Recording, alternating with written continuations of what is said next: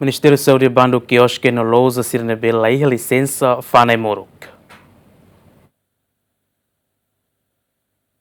Inspetor-Geral Gabinete Inspeção Auditoria Ministeriu Saude hateten Decreto-Lei número 2/2025 loron ronulu recém rua fulan janeiro nebe revoga husi Decreto-Lei número 2/2025 hat loron ronulu recém fulan maio qualia com a regime importação, armazenamento, distribuição, fan no exportação produto farmacêutico no equipamento médico, bandu kioske sira tu fana Aimoruk. Tama maioria kioske sira nebe fana Aimoruk, sira ne licenciamento negócio laos fana Aimoruk, mas be fansasan necessidade básico. Nune sira se halo inspeção, onde prende Aimoruk hirakne e a kioske sira nebe laiha licença, foi entrega ba serve onde for sanção. Atividade na misal la ona fatin, tambane makanesan ohin haudihan oportunidade sira serve IP ihane, ohin dihan tiona basir, kata kami hetang loja rumah makfaang na fatin Aimoruk, kami sei halamos karta ba serve IP informamos kata sira thank for karta notificação ba kios na beke,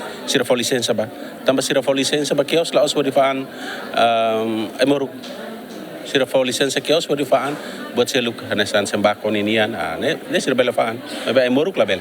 Aimoruk saya makakarak fa Aimoruk tuir duni Decreto-Lei número 2/2025. Agora dadang ita nian Decreto-Lei sida for sanção basira. Mas quando ita hetang ita foti. Ita recolha, ita cita, depois ita halo carta ba serve makasei for aplica sanção basira tuir regra serve ni. Antes de hatina rua ronulu racing hat Ministeriu Saude liu husi Gabinete Inspeção Auditoria Saude hala una inspeção ba kioske no loja sira e railaran no identifica kioske no loja hamutuk atu sira walunulu nebe fana Aimoruk ilegalmente tambalai licença. Santina de Jesus, Tito Silva, GMN.